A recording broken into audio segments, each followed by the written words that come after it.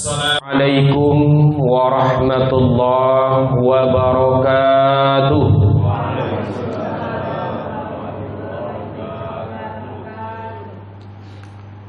Alhamdulillah, alhamdulillahilladzi ahyana ba'dama amatana wa ilaihin nujur.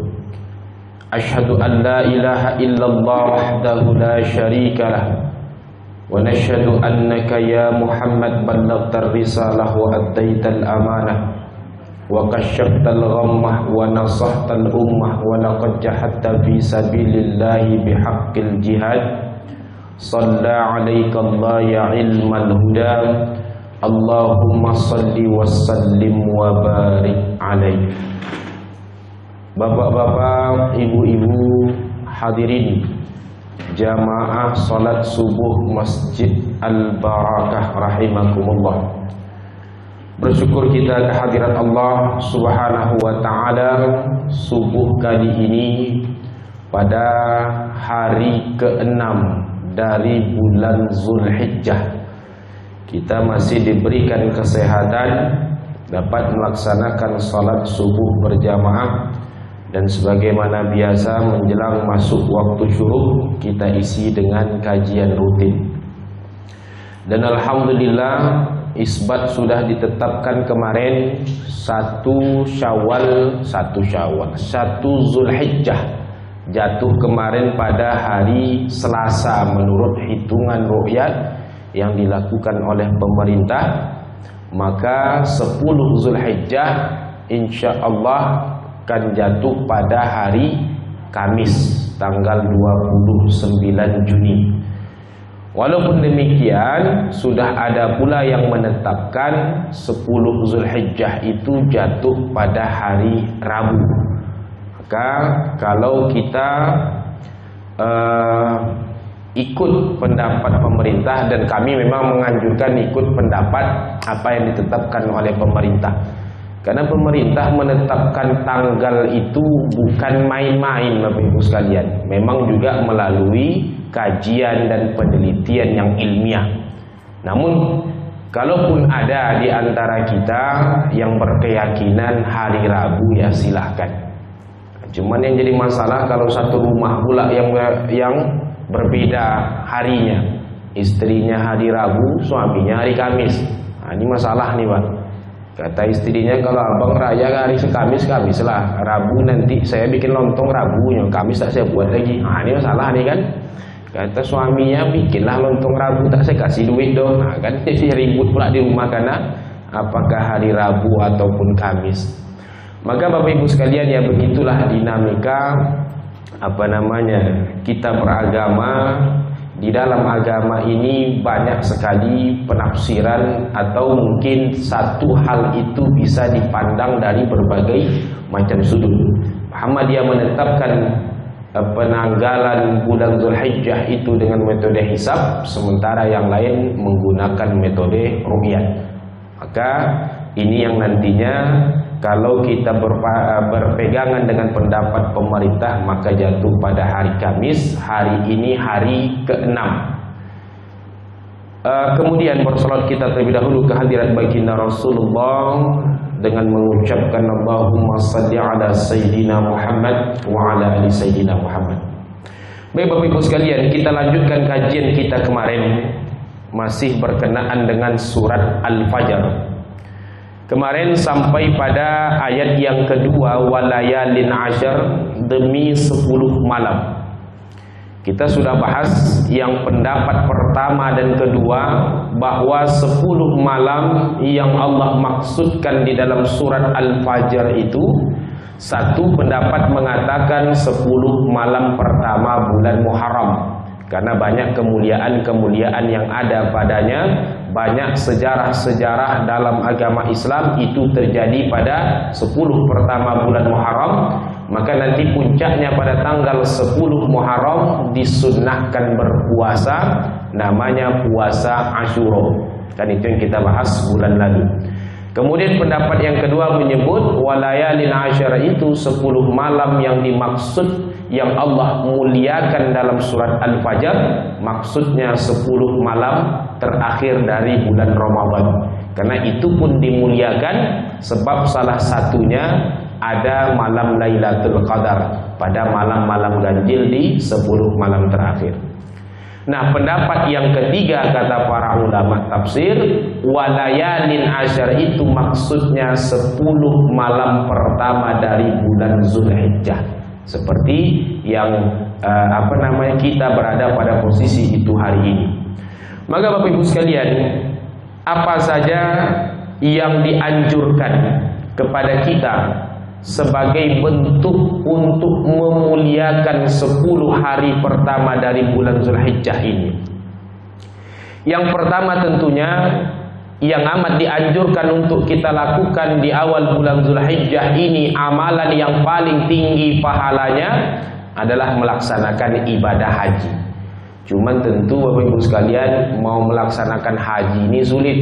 Kini saja jadwal antriannya 30 tahun. Mana ibu yang umur 60 baru kan mendaftar sekarang, 90 nanti baru berangkat. Ada bapak atau ibu yang punya anak baru menikah, nanti dah lahir anak dari yang baru menikah tadi, dah punya pula mungkin dia cucu, baru bisa berangkat. Lama sekali antriannya. Kalau nak cepat kemarin pakai haji furoda atau haji plus, tapi ya biayanya tak banyak, 300 jutaan cuman. Mana ibu-ibu yang punya sawit berpuluh-puluh hektar itu bisa lah berangkat kan.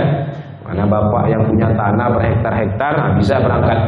Tapi bagi kita yang tak sampai segitu dana kita, ya tunggu sajalah 30 tahun haji reguler. Maka kalau tidak sanggup, ada amalan-amalan lain. Yang pertama Bapak Ibu sekalian, Nabi Muhammad SAW biasa melakukan puasa di 9 hari pertama bulan Zulhijjah. Jadi sunnah puasa itu sudah ada anjurannya dari awal Zulhijjah kemarin, tanggal 1 Zulhijjah pada hari Selasa, sampai nanti pada hari Rabu tahun ini. Maka jangan sampai dilewatkan yang 9 hari ini. Akan tetapi dari 9 hari ini, kalau seandainya tak sanggup, hari ini ada yang puasa Pak? Ada yang puasa berapa? Ibu ada puasa Bu? Anda kan? Nah, kalau tidak sanggup kita 9 hari ini, kata Nabi jangan lewatkan 2 hari. Yang mana yang 2 hari ini pada hari ke-8 dan hari ke-9. Hari ke-8 berarti jatuh nanti pada hari Selasa. Hari Selasa itu namanya puasa tarwiyah. Ditambah lagi nanti pada hari yang ke-9 yang lebih besar lagi pahalanya, namanya puasa hari Arafah. Maka kata Nabi Muhammad SAW, puasa tarwiyah itu menghapuskan dosa-dosa kecil setahun yang lalu. Ada dosa-dosa kecil kita Pak, di mana Bang OTW padahal baru bangun tidur tuh. Nah, itu dosa kecil tuh bisa dihapuskan dengan puasa tarwiyah. Termasuklah dosa-dosa kita umpamanya ketika sholat tidak khusyuk di dalam sholat, pulang kita pergi ke tempat wudhu pakai sendal orang lain dan segala macamnya, itu dengan puasa tarwiyah terhapuskan, tidak dengan dosa besar. Dan yang lebih afdal lagi puasa pada hari ke-9, namanya puasa Arafah. Kata Nabi Muhammad SAW, puasa Arafah itu menghapuskan dosa-dosa kecil setahun yang sudah lewat, setahun yang akan datang. Muncul dinamika di masyarakat. Orang wukuf kalau ditengok dari informasi pelaksanaan ibadah haji itu hari Selasa, kan gitu. Sementara kita Idul Adha hari Kamis dan sunnah puasanya hari Rabu. Maka ada nanti yang mengatakan wukuf puasa kita itu karena orang wukuf atau karena 9 Zulhijjah, kan gitu Pak. Ada nanti yang mengatakan kita puasa itu karena orang wukuf di Padang Arafah. Orang wukufnya Selasa.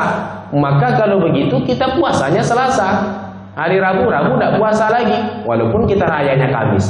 Ada yang berpendapat demikian.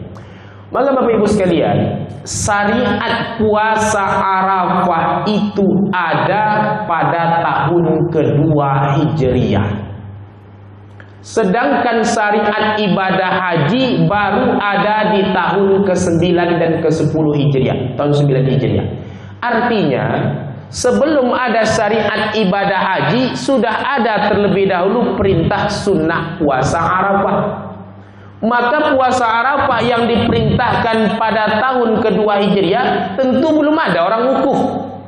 Artinya kata para ulama, wukuf itu atau puasa Arafah itu bukan terkait dengan orang wukuf, tapi dia dilakukan karena tanggal 9 Zulhijjahnya.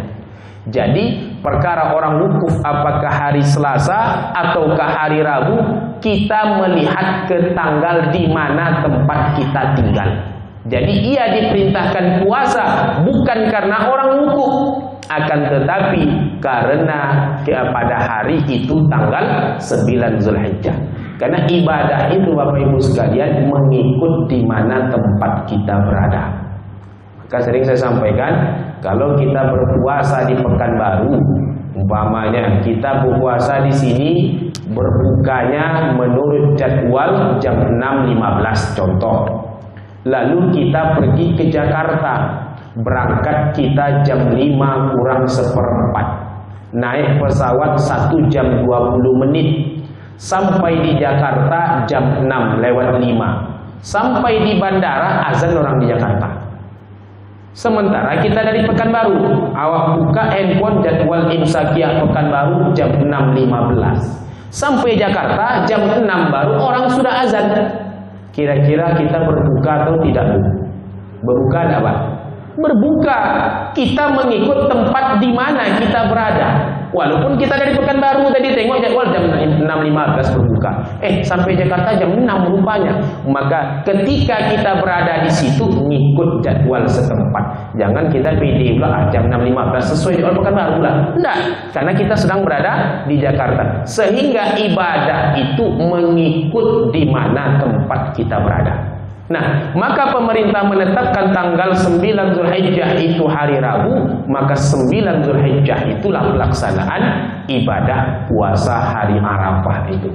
Maka walaupun namanya puasa hari Arafah, tapi dia tidak terkait dengan wukuf kata para ulama. Kalau terjadi perselisihan, maka tetap puasa itu dilakukan pada hari ke-9 dari bulan Zulhijjah menurut jadwal di tempat tinggal masing-masing. Itu dia. Jadi besok, tapi tetap hari Selasa itu sunnah juga puasa tadi, namanya puasa tarwiyah. Sedangkan hari Rabu puasa hari Arafah kalau kita raya hari Kamis. Tapi sini Kamis ya. Tak ada apa yang Rabu mungkin kan. Tapi kita kalau hari Kamis tadi, maka hari Rabu pelaksanaan puasa hari Arafah.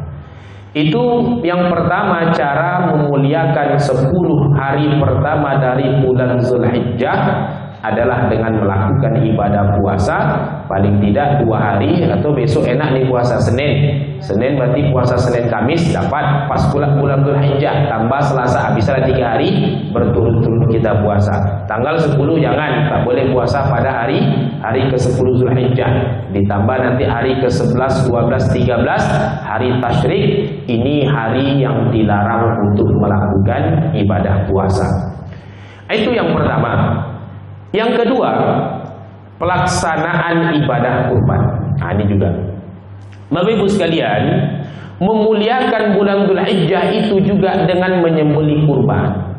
Kurban itu kata para ulama fikih ada 2, Bapak Ibu sekalian. Ada kurban wajib, ada kurban sunnah. Apa bedanya? Kurban wajib itu adalah kurban yang disembelih karena nazar. Itu kurban wajib. Contoh Pak RW punya kebun sawit 50 hektar. Lalu dia bernazar, kalau kebun sawit saya ini terjual, mau dijualnya kebun sawit tadi, saya akan menyembelih seekor kambing pada hari raya kurban nanti. Tapi kalau 50 hektar tak mungkinlah kambing Pak RW ya. Sapi lah Pak. Masa ya 50 hektar terjual kambing pula kurbannya. Maka ketika terjual kebun tadi sebelum Idul Adha atau sebelum hari tasyrik, maka wajib ditunaikan nazar tadi dalam bentuk kurban. Nah, kurban yang ditunaikan karena nazar atau janji tadi, ini kurban wajib namanya. Kurban wajib itu tak sama dengan kurban kita kebanyakan kurban sunnah. Apa bedanya? Kurban wajib itu Bapak Ibu sekalian, yang berkurban tak boleh makan sedikit pun dari daging kurbannya. Itu kurban wajib. Jadi kalau bernazar kita sembelih kambing di masjid atau ikut urunan 7 orang 1 ekor sapi di masjid, maka nanti kan kadang panitia orang yang berkurban kan diantarkan daging. Ini karena bapak peserta, ini jatah daging bapak.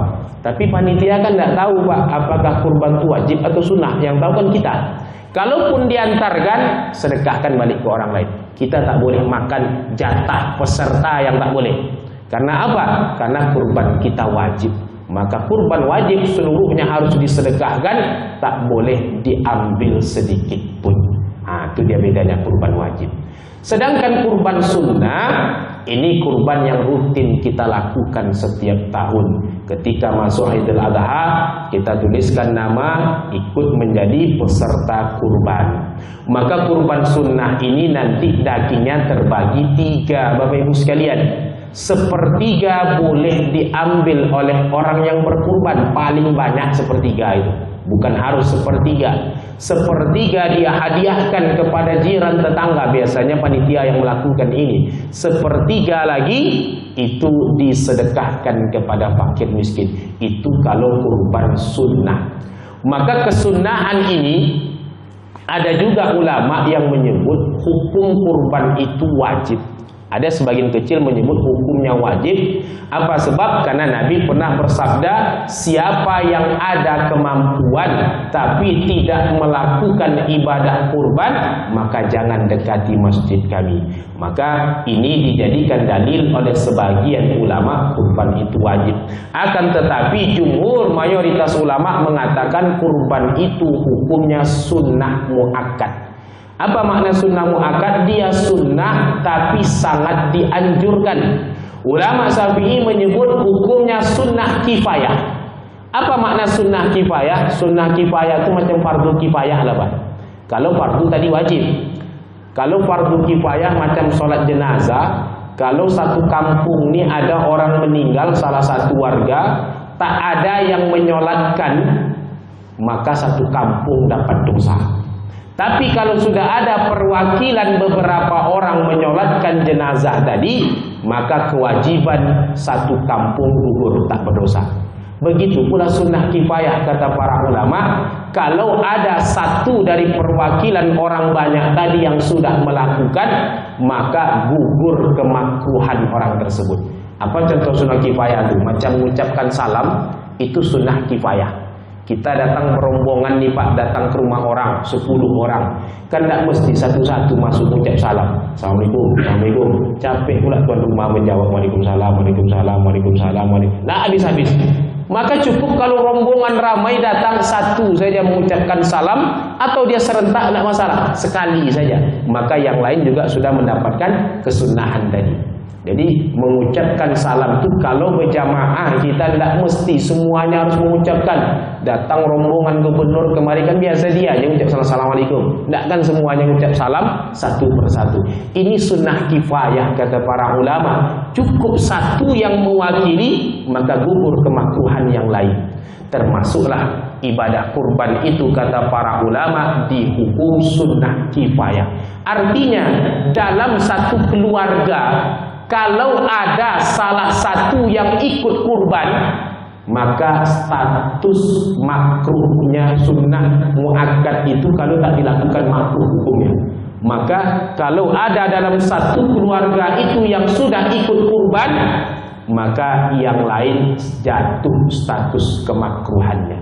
Satu itu syarat, bukan berarti cuma satu. Kita ini terkadang yang ditengok dalil Nabi kurban 2 ekor kibas, satu atas namanya dan keluarganya, satu atas nama kaum muslimin. Maka sering ditengok itu satu keluarga padahal mampu 1 ekor kambing terus. Tidak dibacanya Nabi pernah kurban 100 ekor onta sendirian. Nah, artinya kalau kita mampu, duit kita kita banyak, sanggup kita setiap anggota keluarga berkorban, jauh lebih baik.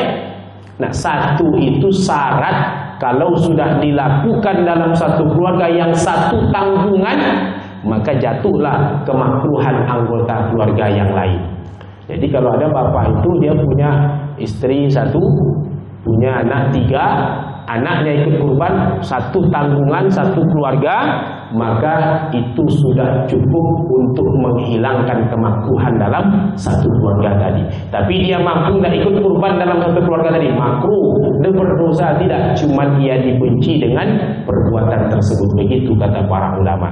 Jadi cukup satu untuk syarat jatuhnya kemakruhan, bukan berarti hanya satu saja sudah, tidak usah lebih, tidak. Nah, jadi ini dia berbeda dengan zakat fitrah. Kalau zakat fitrah kan semua anggota wajib satu-satu. Kalau kurban itu kalau sudah ada satu itu cukup, tapi lebih banyak tentu itu jauh lebih baik. Maka semua amal ibadah itu Bapak Ibu sekalian tentu ada syarat-syaratnya. Karena kalau kita tidak melakukan sesuai dengan apa yang dikatakan oleh Nabi Muhammad SAW, ia tidak menjadi sah. Apa di antara syarat melakukan ibadah kurban itu? Satu, yang melakukan harus seorang muslim. Ini tahun politik nih Pak. Nanti tiba-tiba datang caleg non-muslim yang antarnya sapi ke tempat kita. Ini Pak kurban saya. Kira-kira sah atau tidak kurban tadi Pak? Sah tidak Bu? Tidak. Apa sebab? Karena syarat orang berkurban harus muslim. Oh, berarti kalau tidak sah haram, bukan haram, tapi statusnya dia bukan kurban, itu saja, sedekah daging namanya. Kalau pula tidak subhat, ini perkara sah atau tidaknya. Tapi kalau pula tidak subhat, subhat itu bagaimana? Tolong Pak, ini kurban saya satu sapi, tapi tolong ya 200 suara. Nah, ini masalah pula nih. Kalau tidak dapat 200 suara Pak, besok balikkan lagi sapi saya. Subhat daging tadi ini, sogok namanya, riswah. Tapi enggak Pak, saya kebetulan nengok orang Idul Adha, saya berniat kasih hadiah saja nih. Tidak ada dia terikat janji apa-apa. Boleh diambil, tapi statusnya bukan kurban, namanya sedekah saja. Boleh saja kita menerima hadiah atau pemberian dari orang non-muslim. Nabi pun melakukan itu. Dia diberikan madu, diberikan keledai oleh orang-orang non-muslim, oleh raja-raja Kristen. Itu diambil oleh beliau, boleh. Tapi kalau dikatakan ini kurban, belum, tunggu dulu. Karena syarat melakukan ibadah itu harus muslim. Itu dikatakan kalau kita baca di dalam Al-Quran Bapak Ibu sekalian. Contoh dalam surat Al-Asr, Allah ketika menyebut wa amilus sholihat itu selalu diawali dengan lafaz alladzina amanu. Kan selalu seperti itu, alladzina amanu wa amilus sholihat. Kenapa Allah mengawali amilus sholihat itu dengan lafaz alladzina amanu? Kata ulama itu syarat. Amal soleh itu baru dikatakan amal kalau yang melakukannya alladzina amanu, mereka yang beriman. Jadi syarat itu. Jadi semua amal ibadah, jangankan non-muslim Bapak Ibu sekalian, muslim saja yang melakukan amal ibadah tapi tak sesuai syarat tidak sah. Apa contoh? Di dalam kitab Safinatun Najah, kitab fikih itu disebut orang yang tak berwudu maka haram melakukan 4 hal. Haram dalam arti kata kalau dia lakukan tak sah amalnya. Yang kedua, dia bisa berdosa. Ini dia muslim cuman tak wudu saja. Apa amalan yang kalau dia lakukan tidak sah amalnya? 1, sholat. Ada awak tak wudu dari Pak sholat subuh, tidak sah sholat kita, wajib ulang balik. Muslim padahal, tapi ketika dia tak berwudu tidak sah salatnya. Yang kedua, tawaf. Kalau ada bapak pergi umroh masuk Masjidil Haram tak berwudu tawaf, itu pun tidak sah tawafnya. Harus dia berwudu terlebih dahulu. Yang ketiga yang tak boleh dia lakukan berdosa, 1, menyentuh Al-Quran. Jadi orang kalau belum berwudu, ada tulisan biasanya di sampul Al-Quran ini, la yamassuhu illal mutahharun. Tak boleh menyentuh Al-Quran melainkan orang yang sudah berwudu. Kemudian tak boleh menyentuhnya, tak boleh pula yang keempat membawanya. Nah, jadi kalau bacanya boleh. Kayak mana cara baca tak nyentuh? Suruh orang buka kan. Penting kita baca boleh. Kalau tak berwudu, membaca saja dibukakan orang boleh. Tapi ada nanti ulama yang mengatakan tak boleh menyentuh itu kalau menyentuh langsung dengan tangan, termasuklah kertas yang di dalam, termasuk juga kulitnya. Tapi kalau pakai kain boleh. Ada yang mengatakan nanti demikian. Maka ibu-ibu umpamanya sedang nyapu di rumah, ada Al-Quran tergeletak, sementara kita sedang tak berwudu, maka boleh dipindahkan tapi pakai kain, diletakkan di lemarinya. Itu boleh kata sebagian ulama. Nah, itu padahal sholat itu ibadah yang melakukan muslim, cuman tak wudu, tak sah. Apalagi tadi ceritanya non muslim. Tawaf itu ibadah, tapi ketika dilakukan tak sesuai syarat, tak sah. Membaca Al-Quran, megang Al-Quran juga belum mendapatkan pahala, tapi kalau dia tak berwudu, dosa yang dia dapatkan. Nah, jadi amal itu harus sesuai syarat. Nanti dalam kitab itu disebut lagi, itu orang yang tak berwudu. Kalau orang jenabat, lebih lagi 6 yang diharamkan orang jenabat itu. Orang dalam keadaan junub, itu 6 hal yang diharamkan.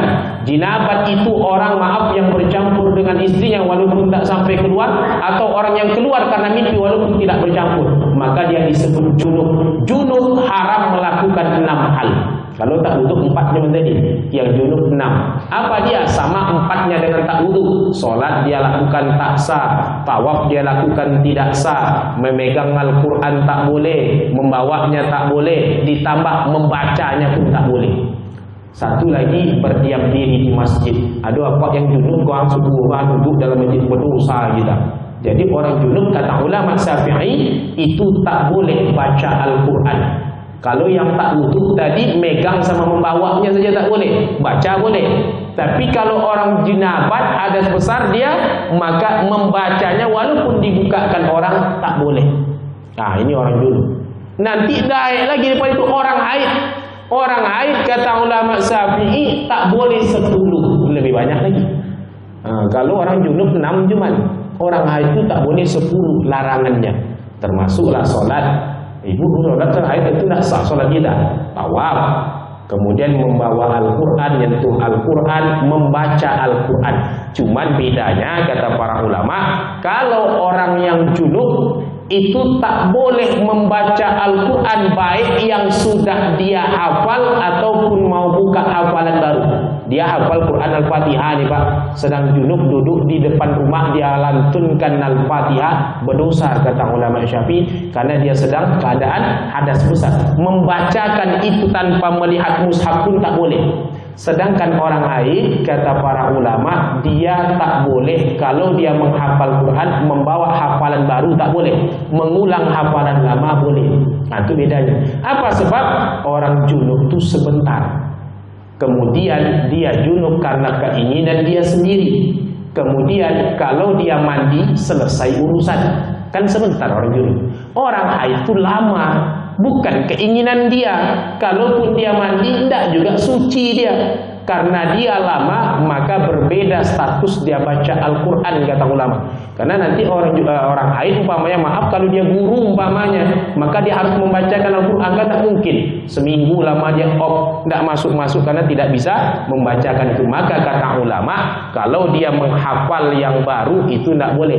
Tetapi kalau dia membacakan apa yang sudah ada dia hafalkan, itu boleh. Junub tidak boleh sama sekali. Jadi walaupun sama-sama tak boleh baca tadi, cuman beda status. Itu syarat kata ulama. Apalagi yang tak boleh tadi, berdiam diri di masjid, puasa yang ketujuh. Jadi ibu, kalau orang junub boleh puasa, ya boleh lah. Orang junub boleh puasa, cuman ketika subuh dia harus mandi, atau ketika siang dia tidur lalu bermimpi, apakah batal puasanya? Tidak batal. Tapi kalau dia mau sholat wajib mandi, kan begitu kalau puasa. Kalau orang haid tak boleh dia berpuasa sama sekali. Tidak sah puasanya, tidak cukup syarat. Apalagi yang tak boleh, orang yang dalam keadaan haid tak boleh ditalak, tidak boleh diceraikan. Maka nanti ini ada dua pendapat. Ada yang disepakati ulama, seorang suami yang mentalak istrinya ketika dalam keadaan haid berdosa suaminya. Cuma nanti ada lagi hukum setelah itu. Kalaupun dia berdosa, talaknya jatuh atau tidak. Nah, ini kan lain lagi hukumnya. Ada yang mengatakan tidak jatuh talaknya, harus dia rujuk kembali, nanti setelah suci baru dia talak. Yang kedua mengatakan tetap jatuh talaknya, cuman yang melakukan dosa. Itu dua pendapat. Kemudian apalagi lewat di dalam masjid kalau dikhawatirkan akan mengotorinya. Kalau ibu baru datang tadi tidak ada perasaan bakal halangan, tiba-tiba sampai di masjid halangan tanpa menggunakan pengaman, umpamanya masuk ke dalam masjid, haram kata ulama. Kalau memang kita baru menyadari itu di masjid, tak boleh kita masuk. Kalaupun dia pakai pengaman, kata ulama Syafi'i, maka hanya boleh lewat antara masuk dari satu pintu keluar di pintu lain. Duduk kita di depan sana, tiba-tiba kita bawa anak kita lari masuk ke dalam, kita halangan. Tapi pakai pengaman, boleh sekedar mengambil anak tadi, bawa keluar, itu boleh. Atau ibu sekedar mengantarkan makanan ke dalam, lalu keluar lagi, itu boleh. Ini pendapat ulama Syafi'i. Walaupun nanti kalau ibu baca mungkin ada pendapat ulama lain mengatakan boleh kalau darurat. Apa contoh kedaruratan, ngajar di dalam masjid, mau tak mau kalau nak ngajar dia ini berserah jamaah ni, maka boleh. Itu nanti pendapat ulama Syafi'i mengatakan tak boleh. Kalaupun dia mengatakan aman, tetap hanya boleh sebentar saja, tak boleh berlama-lama. Kemudian yang ke-10 nantinya bersenang-senang antara pusat dengan lutut. Itu jelas diharamkan bagi orang yang lain. Artinya Bapak Ibu sekalian, banyak amal-amalan di dalam agama Islam itu dilakukan oleh umat Islam sendiri, kalau tidak sesuai syaratnya, tidak cukup rukunnya, tidak sah. Apalagi yang tadi kalau dilakukan oleh non-muslim. Maka syarat pertama orang yang melakukan ibadah kurban itu harus muslim. Jadi kalau ada nanti di antara orang muslim terima saja, tetapi tidak dikatakan itu kurban. Boleh dimakan dagingnya, cuma dia bukan kurban, sedekah daging biasa saja. Kemudian juga termasuk ibadah kurban itu kata para ulama adalah amalan individu. Artinya bukan amalan kolektif. Dikumpulkan duit 100.000 seorang oleh bapak-bapak jamaah Masjid Al-Barakah, lalu yang 100.000 tadi dibelikan hewan kurban, lalu diantarkan ke masjid, ini kurban kami jamaah masjid. Maka kata ulama tidak bisa. Tapi kalau dia jadikan arisan, si A dulu yang dapat, itu boleh. Tetap satu orang nama satu ekor kurban tadi, tidak jamaah. Ini kan biasa ibu-ibu majelis taklim, anak-anak sekolah sering kayak gini, kumpulkannya ini atas nama kelas kami. Maka itu kata para ulama, kurban atas nama kelas, atas nama perusahaan, itu tidak dikatakan kurban. Tapi kalau diantarkan juga, sama kayak yang tadi, sedekah, itu boleh dimakan, cuman statusnya tidak kurban. Karena ibadah kurban sama sedekah biasa itu pahalanya tak sama Bapak Ibu sekalian. Di situ letak bedanya nanti. Maka kalau dia tidak sah kurban, haram, bukan haram, tapi statusnya berubah menjadi sedekah biasa saja.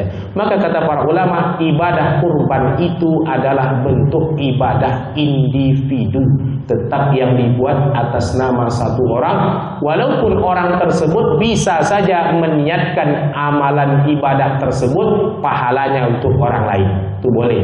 Dia tetap menuliskan nama sendiri, tapi saya niat dalam hati ini untuk satu keluarga, untuk orang meninggal. Boleh kata para ulama. Sama dengan orang puasa hari Kamis pada bulan Syawal, pada pertengahan bulan. Dia niat satu puasanya, cuman dia niat Kamis juga, dapat Syawal juga, Ayamul Bid juga.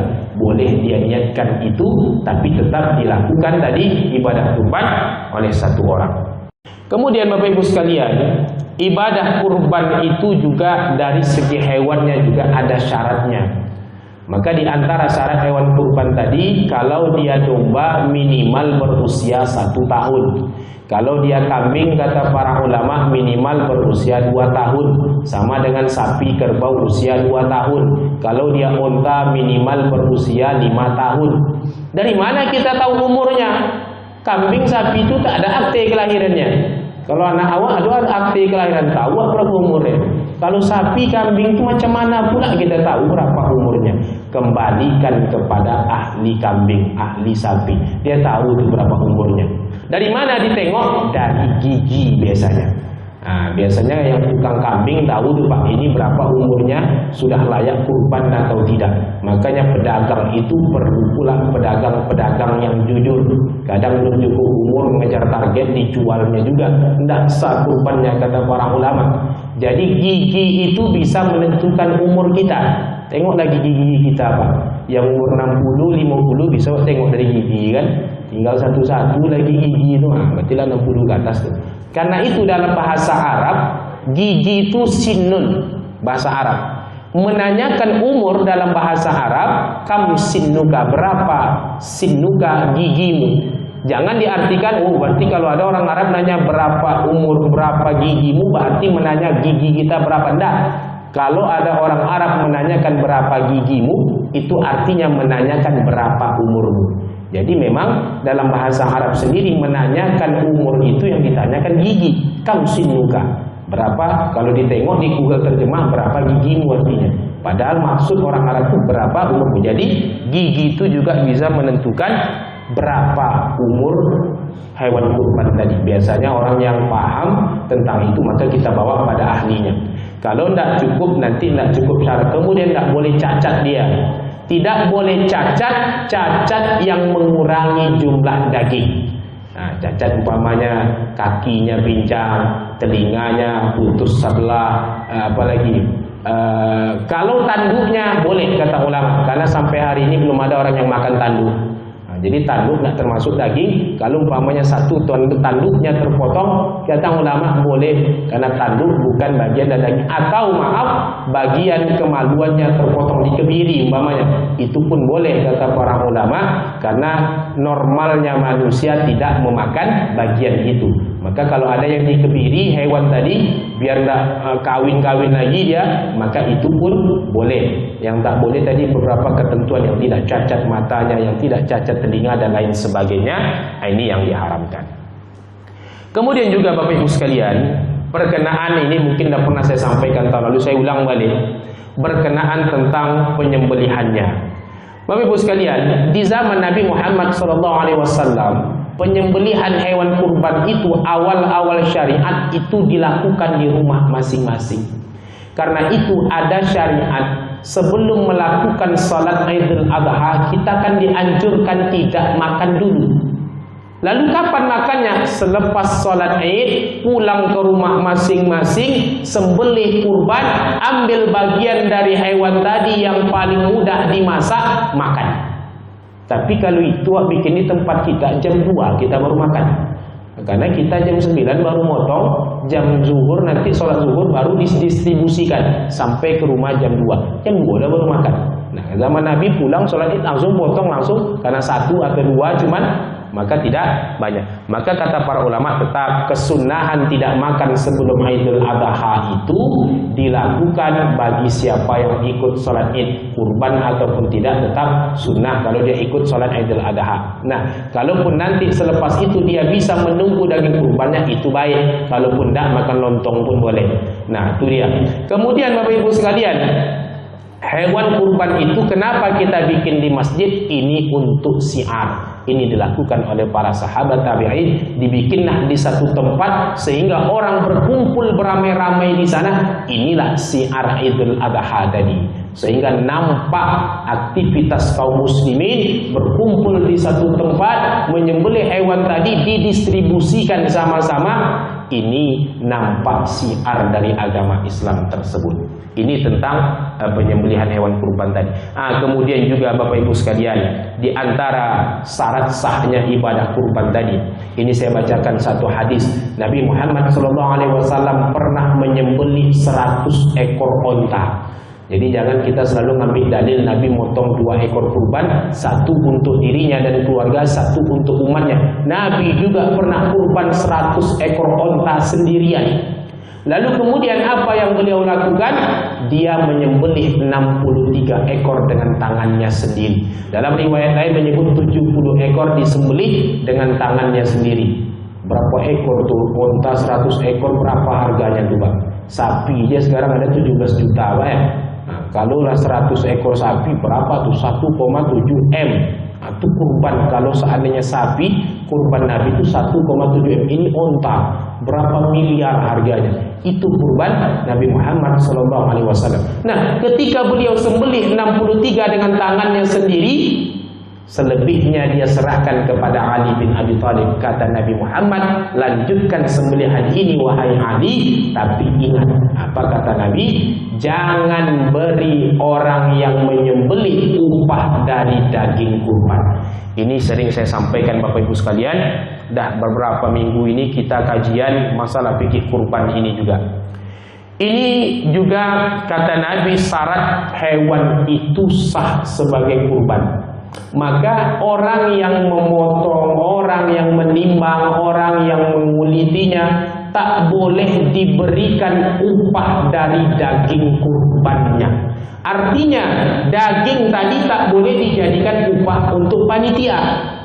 Loh, kalau tidak dapat panitia upah, mengamuk panitia nanti. Bukan tidak diupah. Satu, ada dua solusi ditawarkan. Yang pertama, ketika Nabi menyuruh Ali bin Abi Thalib untuk menyembelih, kata Nabi, upahnya nanti dari kami. Maka Bapak Ibu sekalian, yang pertama yang dilakukan oleh para ulama, kita ketika melakukan ibadah kurban, menyerahkan duitnya ke panitia, kan selalu kita lebihkan. Kalau harga kambing 2.300.000 umpamanya, kita bayar 2,5 juta. Untuk apa kelebihan 200 harus kita bayar itu? Karena itu biaya operasional. Tidak mungkin kita cuma ngasih kambing tolong potong, minta tolong saja. Kalau orang tadi rela, alhamdulillah. Kalau tidak rela dia naik nanti parang itu ke atas. Maka daripada itu harus dia diupah. Kita dalam beramal amaliah dengan sesama manusia itu harus jelas dulu akadnya Bapak Ibu sekalian. Jangan kita nyuruh orang nanti tak jelas akadnya. Datang orang umpamanya kita suruh perbaiki atap rumah. Panggil tukang, lalu setelah datang tukang, tolong Pak perbaiki atap saya. Berapa kata tukang tadi? Perbaiki aja lah dulu. Nah, rupa dah selesai diperbaikinya seharian kita kasih 20.000. Mengamuk dia. Tidak jelas kerjanya sudah seharian dikasih tidak selayaknya. Kecuali memang suatu hal yang sudah familiar, suatu hal yang sudah rutin kita lakukan dan tahu kita, ya udah silakan aja. Tapi kalau tidak jelas, gharar namanya nanti. Di ujung nanti bisa berdebat antara terlalu sedikitkah yang kita berikan dan lain sebagainya. Maka kata para ulama, upah itu wajib dibayar kalau mereka minta. Nah, maka Bapak Ibu sekalian, ini kita lakukan pertama diberikan dari uang operasional tadi. Ini yang pertama. Jadi harus jelas dulu. Nanti panitia siapa yang kerja dapat upah 100.000 seorang. Contoh, ini sebagai upah. Yang kedua, kata panitia kurban kami tak mau duit. Ini sekali setahun cuman. Kalau dapat duit, ini biasa macam hari biasa. Kami pengen daging. Kan begitu Pak. Maka kata para ulama, kalaupun pengen daging, mudah caranya. Bagaimana? Uang operasional tadi ada 200 tiap orang. 1 ekor sapi 7 orang kali 200, 1.400.000 umpamanya. 1 ekor hewan. Dari semua uang operasional boleh kita belikan ke hewan lain untuk panitia. Kalau mau daging juga kata para ulama, sehingga panitia dapat daging khusus panitia saja, tidak pakai syarat daging itu. Kalau kurban tadi kan harus sekian tahun umurnya, tidak boleh cacat. Tapi kalau untuk panitia terserahlah, yang penting sehat. Mau setahun setengah umurnya, mau patah-patah giginya, yang penting dagingnya sehat, banyak, boleh dipakai untuk sedekah kurban. Maka dia tak boleh dijadikan sebagai akad upah ketika dia menyembelih. Nanti kata ulama, kalau hadiah boleh. Ini yang nanti agak ikhtilaf ulama. Apa beda hadiah sama upah? Upah itu diakadkan di awal, dah tahu kita takarannya berapa, itu upah namanya. Kalau ternyata setelah didistribusikan, dibagikan ke semua warga, adalah ketinggal tulang belulang, contoh. Lalu kata peserta tadi juga, ini tulang belulang sudah kami sedekahkan saja kepada siapa yang mau. Kepada siapa yang mau. Kebetulan panitia ada di sana, ya udahlah kita bagi rata saja ini karena sudah dihadiahkan oleh peserta. Kata ulama itu boleh. Kalau dapat alhamdulillah, tak dapat jangan marah, upah ada dapat tadi. Ini hanya tambahan. Maka kata ulama, hal itu boleh kalau memang sudah diniatkan oleh yang peserta tadi, atau kita minta izin peserta, nanti sisa tulang belulang kami hadiahkan kepada siapa yang mau. Jadi siapapun yang nanti mau, bukan hanya terikat di panitianya, kebetulan ada pengurus masjid, itu pun boleh dapat. Jadi dia tidak khusus ke panitia. Ini hadiah kata para ulama, dia tidak terikat di akad. Kalau dapat alhamdulillah, tidak jelas takarannya. Dapat sekilo alhamdulillah, setengah pun tidak masalah, karena kita tidak mematok itu. Tapi kalau dipatok di awal kok tambahan panitia kok tambah sekilo setengah contoh, berarti sudah diakadkan sebelum pelaksanaan. Tapi kalau berlebih dia di ujung, biasa kan tulang belulang tak dibagi biasanya Pak. Kan banyak masyarakat khusus banyak biasanya. Itu dibagi sebagai bentuk hadiah. Itu boleh kata para ulama. Tapi tetap upahnya dipisahkan. Terserahlah berapa upah tadi, berapa yang disepakati, tak 50, 40, sehingga nanti antara upah sama hadiah tidak mengikat, tak tahu jumlahnya berapa, tak dapat tak enggak. Ini kalau dapat alhamdulillah, sehingga nanti terpisah. Kalau nanti itu dijadikan upah kata para ulama, apakah berdosa? Berdosa itu tidak, Bapak Ibu sekalian. Tapi balik kepada yang di awal tadi, status kurbannya menjadi tidak sah, balik menjadi sedekah biasa saja. Jadi begitu nanti hukumnya kalau ketentuan-ketentuan itu dilanggar. Bagaimana dengan sedekah kurban? Nah, itu juga dibahas oleh para ulama. Sedekah kurban itu maksudnya gimana? Setelah daging tadi disembelih, diambil beberapa kilo, dimasak oleh ibu-ibu, lalu dimakan. Maka kata para ulama, itu boleh dilakukan, tapi ada syaratnya. Apa syaratnya? Yang pertama harus diperbaharui akad. Apa memperbaharui akad? Panggil orang yang berkurban tadi.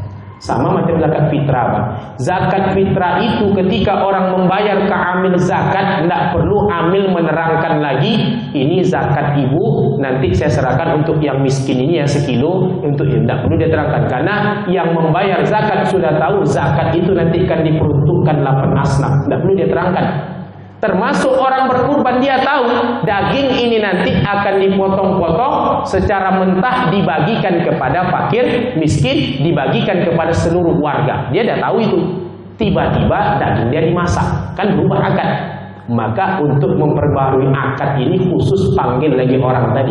Sebagian daging ibu kan harusnya kami hadiahkan, harusnya kami sedekahkan, tapi kami ingin dimasak dulu di awal ini, lalu kita makan sama-sama. Bukan hanya panitia saja yang boleh, semua warga yang datang boleh.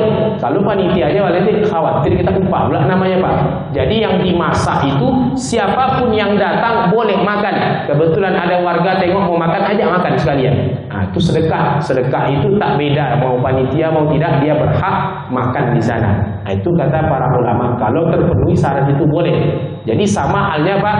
Jadi kurban tadi sama seperti orang melakukan infak pembangunan.